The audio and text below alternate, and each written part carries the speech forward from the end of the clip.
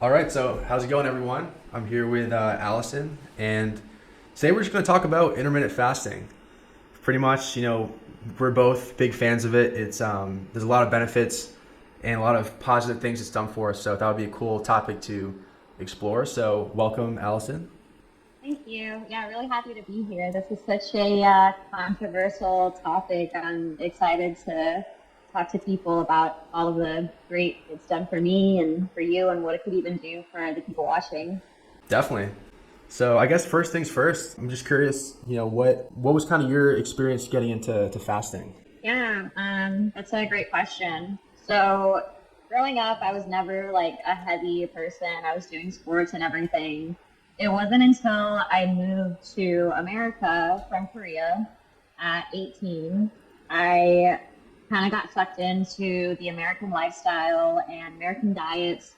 Um, and before I knew it, I was not only diagnosed with my first mental illness, I guess, I had gained a substantial amount of weight because of the medications as well that I was on. And it got to the point where I didn't recognize myself. I honestly hated my life and everything just fucking sucked. And I was looking for a different way to approach how to get better, how to heal, essentially. And I found out about intermittent fasting. I'm like, oh, that's interesting. What is fasting? Why would I want to do it? And I did some research. I worked with a couple of nutritionists and doctors. Of course, there were some that just kind of laughed in my face when I like asked about, if we could try this approach, then continuing to load me on new medications, because once you're on one, you end up taking 10 more for the side effects of that one. So I was kind of sick of that. And that's how I started. That led me to a whole new world of other things related to nutrition. I got into the ketogenic diet mostly for my mental health to help me like rebalance my brain chemistry. But pairing that with fasting, that essentially is what helped me overcome my mental illness, disability. And now, like, I haven't had or needed medications for 6+ years because of the lifestyle change I made because of intermittent fasting. Wow, that's super powerful. I'm pumped that all the benefits that you've seen so far. It's cool to see too. It's one of those topics that there's a lot other benefits besides the most common ones out there that people can experience from the fasting. So it's cool to see how much it has done for you. In terms of like how I got into it, it was more from a fitness standpoint. I was trying to figure out how to get better at the calorie deficit, losing more body fat, getting the body composition that I was looking for. And through doing it, while it is super helpful for all those things, there were just so many other benefits that really allowed me to stick with it. I think when I was doing it, it was just, I'd wake up, I'd have like black coffee or, sparkling water to kind of blunt the hunger a little bit, fast for the first couple hours, and I was just like locked in, like no brain fog, just super productive.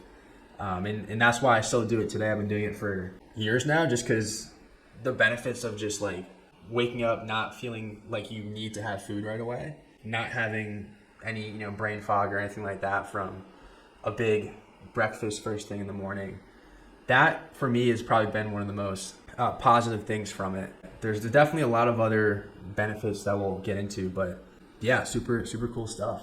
Yeah, no, that's pretty. I really like how you said, basically you're not a slave to your hunger and you're not, I don't know, talk about like, don't people say breakfast is the most important meal of the day? Yeah, so What, what that's do a you good think about that? that's a good point that you bring up. And my perspective on that is breakfast is the most important meal of the day, but you don't have to have breakfast first thing when you get up. So like for me, I still make a priority to have a good like breakfast. Like when I break the fast, right? It's breakfast. I try to have a good meal, get some good nutrients in, get some protein in to set myself up for the rest of like a good rest of the day. But for me, like whether I have that first thing when I get up or at noon or whatever time, it really doesn't affect anything else from a health and fitness standpoint, from my experience. So I think fasting isn't an excuse to just fast and just eat a bunch of unhealthier food from like a weight loss perspective. I know a lot of people kind of tend to use it for that, but I think if you're like intentional with it and you break your fast with healthy foods that are going to help you throughout the day, I think, yeah, it definitely can be a helpful tool, and as long as you're using it the right way. That's awesome. That's pretty much what got us into intermittent fasting. I guess we can kind of touch on, like other benefits, whether you've seen yourself or just from, the research with fasting. For me, I mean, definitely going back to what you said with the brain fog, I think that was a pretty big deal for me before I got introduced to IF.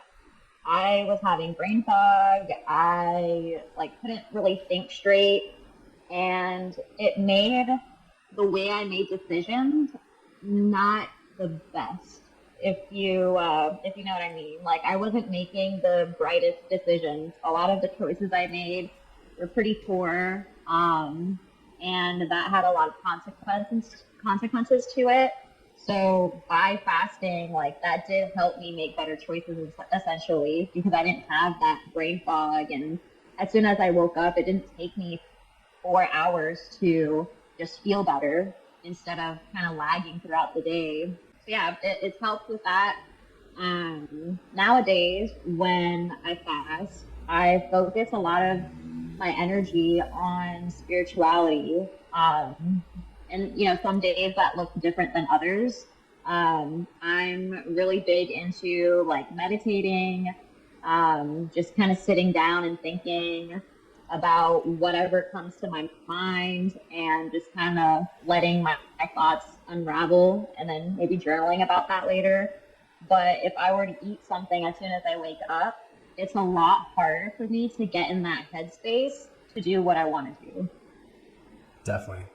Yeah, and I can definitely agree with that too. I think when I started fasting, it was easier to kind of attack the hardest tasks of the day first thing in the morning, because you kind of just refresh. You had that sharpness, that mental clarity. It is another thing too, just not being a slave to always be eating. That I think is a good point to bring up, because I know for me growing up, I used to, especially you're talking high school, I'd get up, have breakfast first thing in the morning. Oftentimes it was mostly carbs, like cereal and whatever, and then we'd have snack at 10 a.m. and that was usually just some processed snacks, and then we'd have lunch at noon. I'd have a Cliff Bar at 3, and then I'd have dinner, and then sometimes I'd have dessert after that. And between all of that, it's I'm eating all day long, and especially when you're not eating the best foods, I always just had energy crashes and spikes, and that's when I got hooked on coffee, because it would be the morning, I'm just fatigued and mentally not there, so then I have a bunch of coffee to try and make up for it. But yeah, it is cool to just have that ability to be hey, I'm gonna wake up and I don't need food, I'm gonna focus on more important things, journal, meditate, do good habits like that. So I think that's definitely a huge benefit of fasting for sure. Yeah, absolutely. And with kind of your upbringing, I think a lot of people watching could relate to that. Growing up, we're taught a certain diet is supposedly the healthy diet. If you look back then, what the I don't want to say meal plan, but just the general guidelines for a healthy diet was around 2,000 calories or something. And we used the food pyramid, and saying that carbs was the most important out of everything. You needed to make sure you had this amount. And thinking back, I remember lunches. If you had school lunches, it would be a lot of processed foods. It wasn't common to have fresh food all the time, fresh produce. It was always I don't know, pizzas and burgers, and we would get excited about it because it tasted good. Oh yay, today's pizza day. And then same thing with the snacks, what are they called? Like the fruit snacks or Gushers. That was a big one. I loved Gushers. It was so good. Um, yeah, stuff like that. Like, I think a lot of people could relate to that. And how do you like move on from that? You get stuck. And Yeah, sometimes that diet continues in your adult life. definitely. And yeah, that's definitely a big problem today too. People their eating habits are shaped when they're growing up, and then next thing you know, they're into adulthood, and they kind of just have the same habits that they've had. Because oftentimes, unless you have something big that changes your habits, maybe you start like a certain fitness journey or something. If you don't have that, you're kind of just doing the same thing you've been taught. So that is a good point for sure. And I think one other thing I wanted to touch on, especially for people watching this, is from a fitness standpoint, it is definitely super helpful because, at least from my perspective, the premise is if you fast the first couple hours of the day, you're saving the calories that you have for the day for bigger, more like satisfying meals per se. That's why I like it for that reason. So, for example, if for anyone who is looking to like lose weight and keep it off and make it a sustainable thing, the challenge is how can we adhere to lower calories, more consistency. So that's why the fasting is good, because you can kind of push off the calories a little bit into the day, have a little bit bigger of a lunch, bigger of a dinner, and it's easier to kind of hit that calorie intake and adhere to that, versus when you get up and start eating right away, it's easier to kind of run out of calories super early. So just wanted to touch on that as well. But a lot of benefits with fasting for sure. Yeah. No, like I totally get that. There's been days before where I would wake up, I'd have a really big meal as soon as I would wake up, and it's 2 p.m. and I'm about to just go to sleep for the rest of the day because I've over expended my calories. Like that was it. Like now I'm negative. Um, so yeah. Definitely, yeah. I know it's always the worst when that happens. You eat too much earlier in the day, and then you're like, oh wait, I'm at negative numbers. So, but yeah, so I guess we can kind of go over like, I know fasting is a relatively newer thing. People aren't super. It's not as popular as a lot of other things. So there's a lot of people that kind of have things against fasting. Why it's not the best option. So we can kind of touch on common problems per se people have with it, and whether or not they're actually as problematic as people think they are. So I don't know if you have something that comes to mind.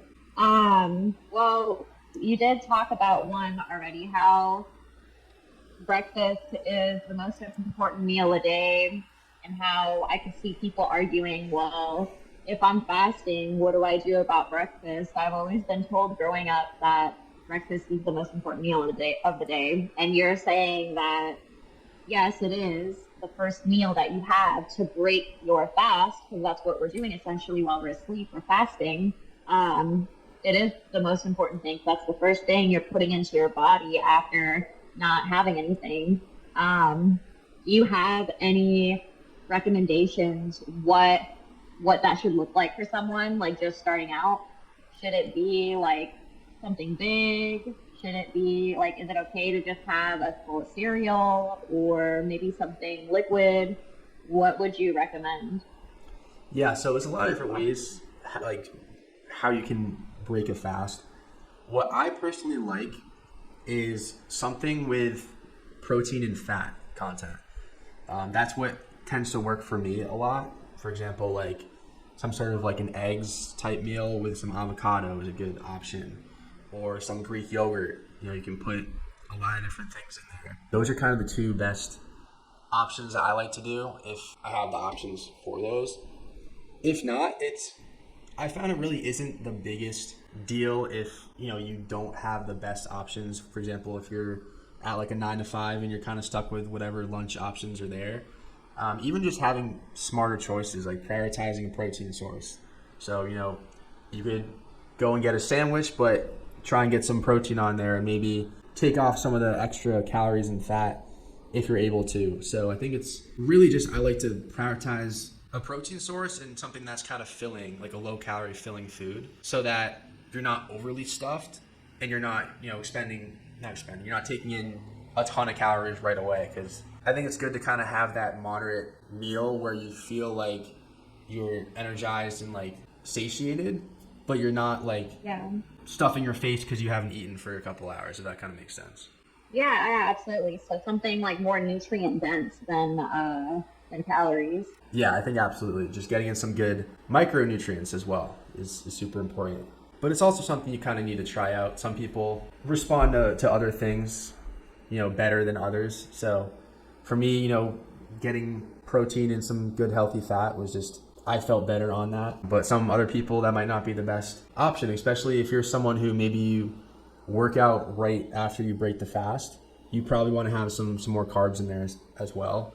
Maybe something even like fruit or a little bit of that natural sugar to give you some extra energy too. So cool. And what's protein synthesis all about when it comes to fasting? Yeah, so that's another common concern with fasting. And essentially, there's a premise. If you're trying to maximize muscle growth, you want to be having protein at least 4 or 5 times a day to have more protein synthesis, which essentially it's your body kind of using the protein that you're having and using that towards muscle growth.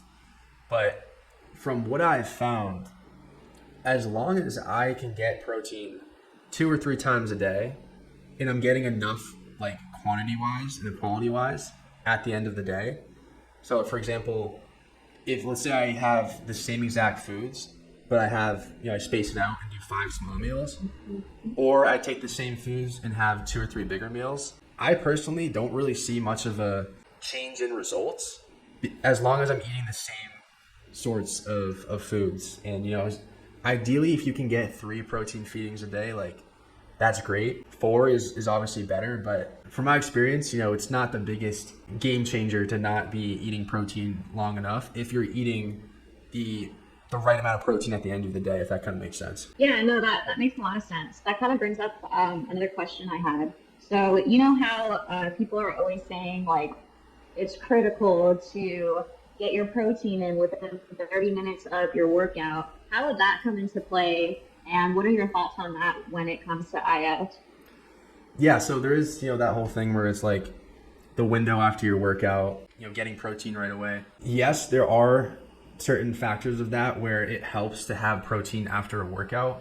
Whether it's exactly 30 minutes, for me personally, I really have not found that to be a factor. As long as I have a good quality protein source within even a couple hours of a workout, I'm really getting all the benefits that I feel like I need. I'm getting the recovery and the support that I need. So I don't really think the 30 minutes is too much of a game changer in that regard.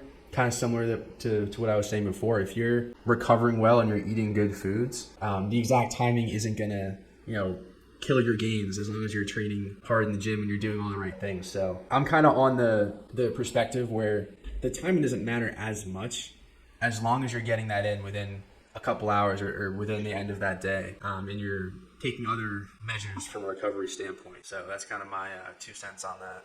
Oh, yeah, no, I like that. I also haven't found any major changes or differences if I get protein in within the first 30 minutes to an hour. I feel like that's more for people that are getting ready for a show or competing, where every single second of their day is critical for that show. Cool. Yeah, I definitely agree too.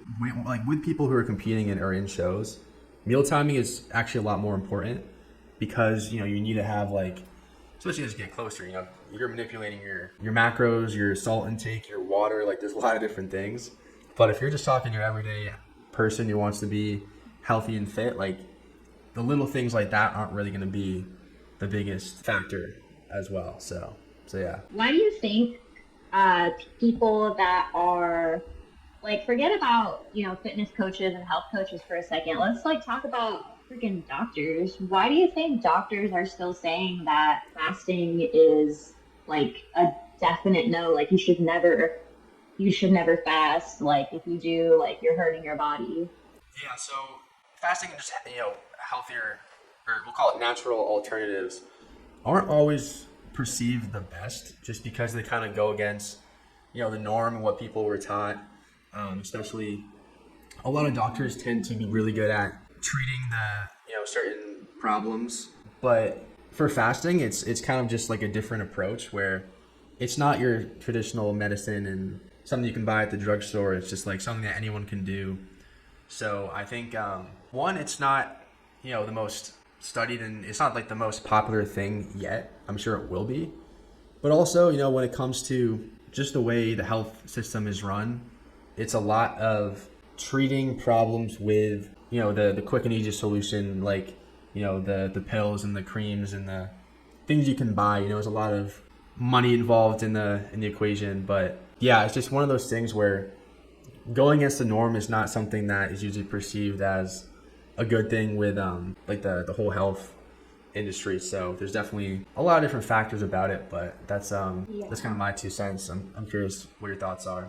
I don't know. I think we should do like a whole other call on like the health industry. Like it's so fucking corrupt. Like just as corrupt as our government is. I don't know, like if not more. I don't want to go like too much into politics, but it's kind of crazy. Like if you really look into all of this stuff that we're talking about and like see like why doctors are, kind of pushing against fasting.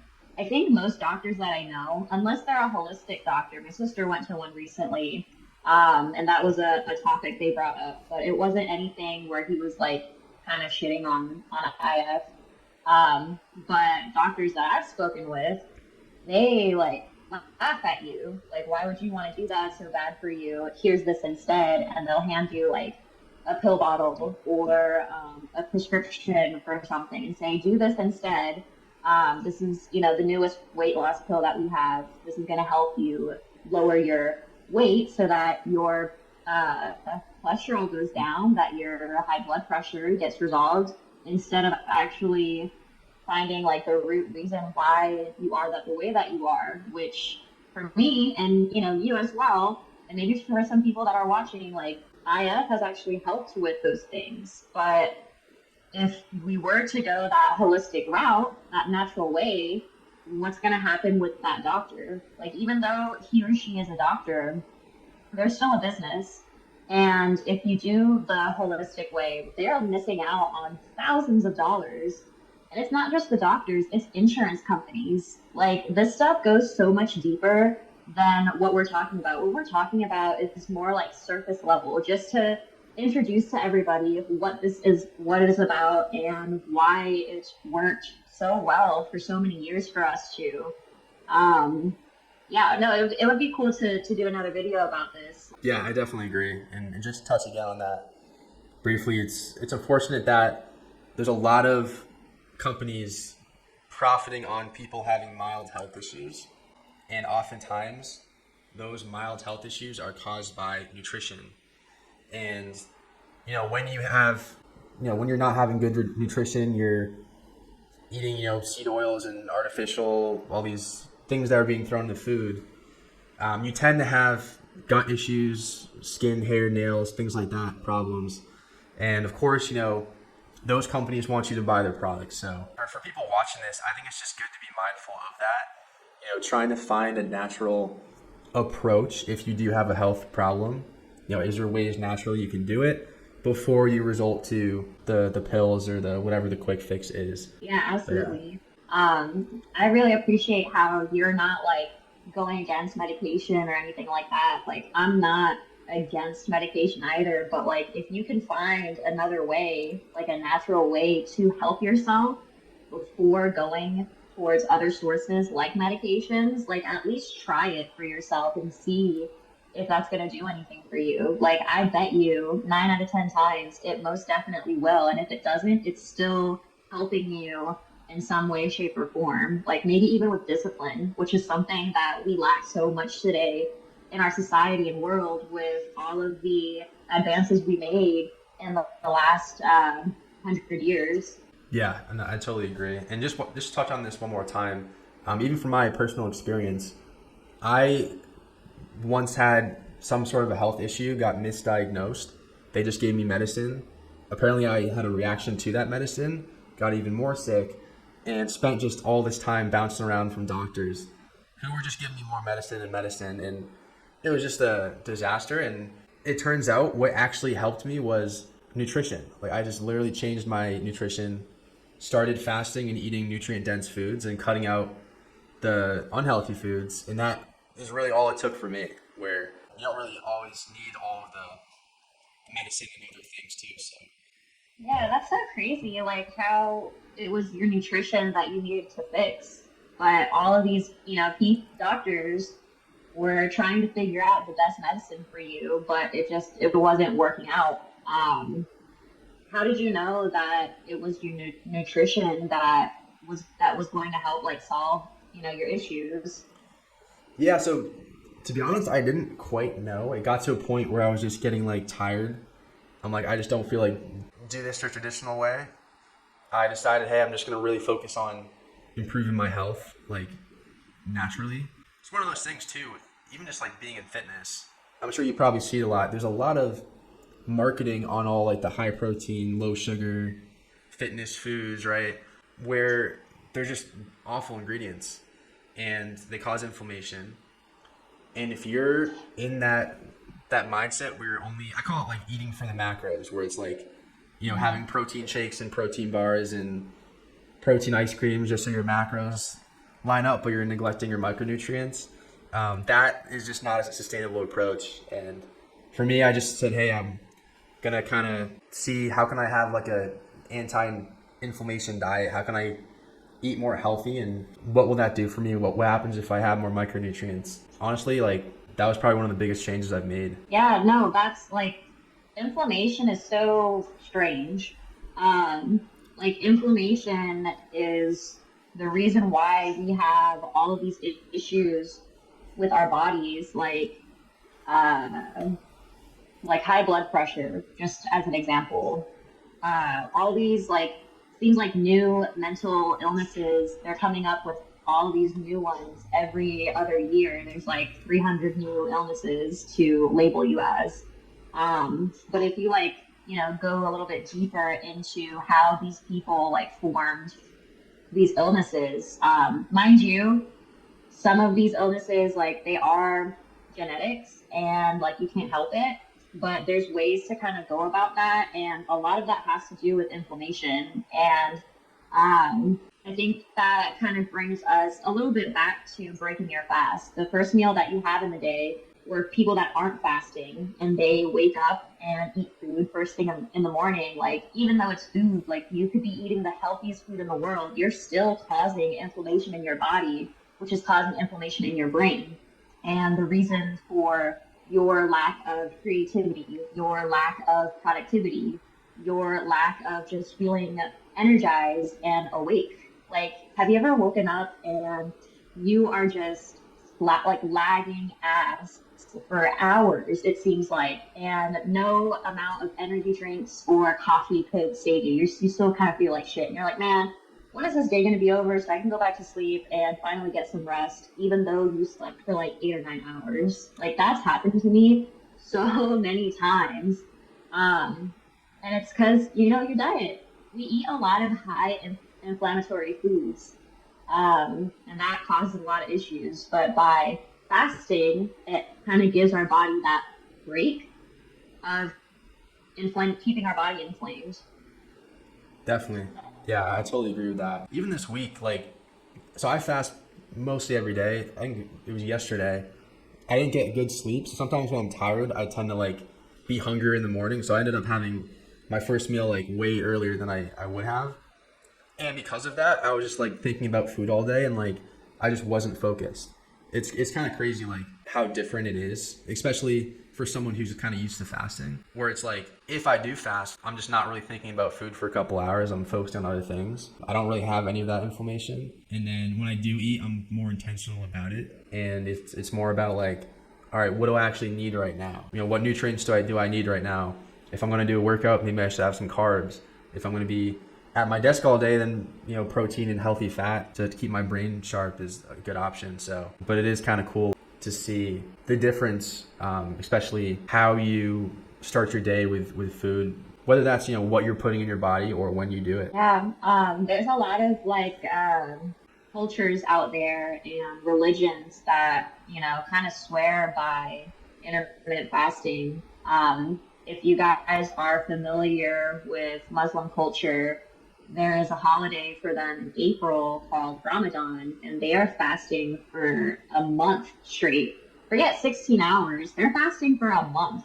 Of course, there's like different, rules and stuff that they follow with that. But the reason why they do that is, I know it has something to do with their spirituality, but it also has to do with almost like rebirthing themselves and kind of taking everything that they've been so used to the past year and giving thanks and showing that much more gratitude for the things that are so easily accessible for them, which, is food. But by limiting that, where they're only eating after sundown, I think, once a day for a couple of hours every day for a month straight, that gives them that gratitude to show thanks, not just for that, but for their God, Allah.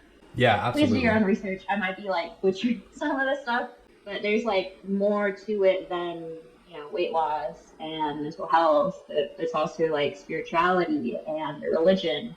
I know yogis, even like people that are really into yoga, they swear by having only one meal a day because it helps them feel more connected with their spiritual side, and that helps them perform better with their yoga practices. I couldn't believe that. That was like unbelievable to me. Like how dedicated and disciplined you have to be to do that.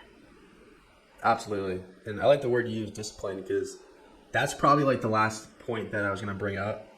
Fasting really is a test of discipline. It really helps build that, because it's easy to wake up first thing in the morning and want quick dopamine, whether it's a sugary donut or whatever. Like having just discipline and saying, hey, I don't need food right now, not having that attachment, I think it really just helps build discipline in other aspects as well. Even for myself, like if I find myself kind of in a little bit of a rut where I'm just not that disciplined, or maybe I'm just getting complacent, I'll do a longer fast, 20, 22 hours sometimes, just to kind of get myself back into that flow where I'm disciplined, I'm kind of in control of my impulses, if that's the right word. But yeah, it's cool to see also how many other people are also very disciplined in how they use fasting. So it's cool to learn about that for sure. Yeah, no, that's a pretty big deal. Like we lack discipline. I don't know if we talked about that earlier, like how our world is today. Like we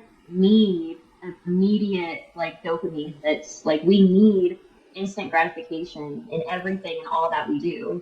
Movies, TV shows, food, texting, calling, like using our phones, driving places instead of walking or taking our bikes. Like everything's so easy for us to do that we get complacent, we get lazy, and we lose our sense of discipline. And we just one day wake up and you're 50 pounds heavier and you're already in your 50s and you're like, man, what the hell? Like, what just happened?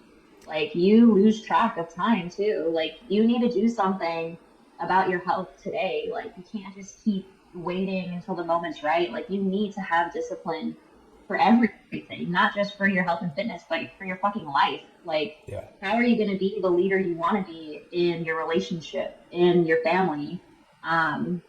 At your workplace? Like you can't, if you can't even control your hunger, like you're a slave to that.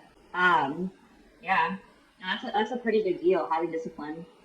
Absolutely. And it's one of those things too. It's like, if you want to be good at taking care of others, or even, from a work standpoint, like working and serving others, like you got to be able to take care of yourself, especially with health and fitness. And you have a good point. Like I feel like society makes it very easy to always have the quick hits of dopamine, not be disciplined.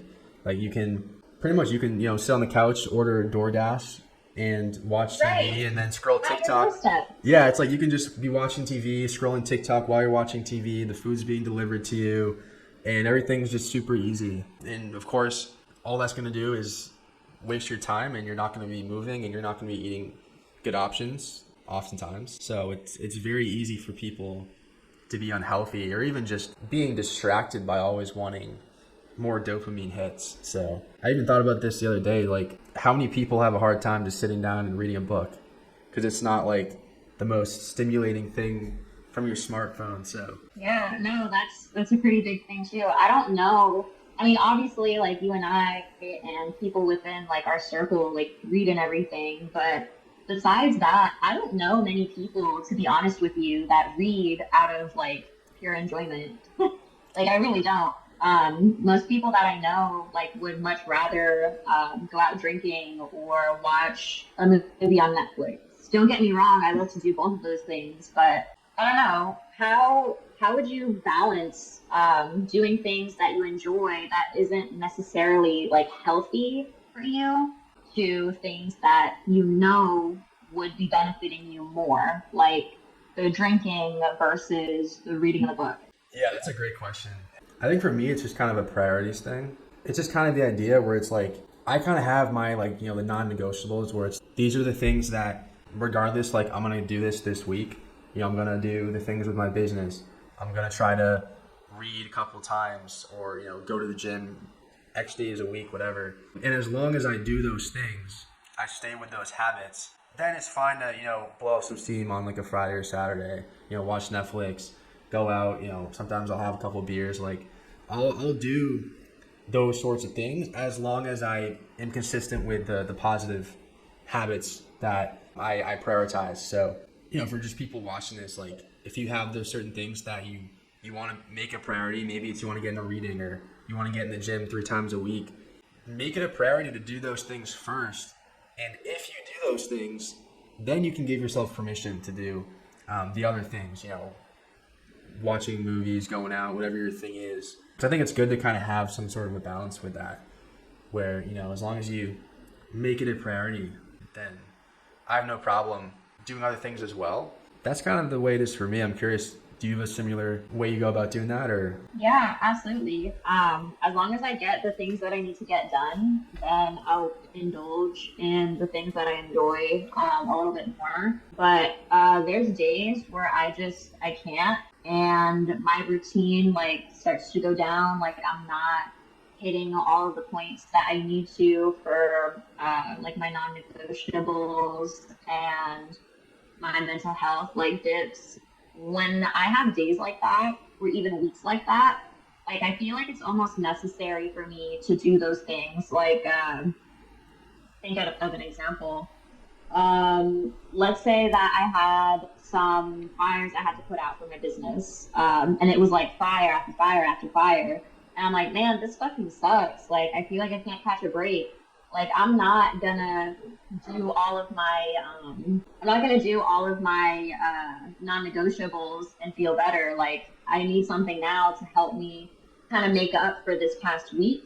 And after I do that, I feel like my energy level is back, and that gives me sufficient energy to do my non-negotiables. And it's not like that every time.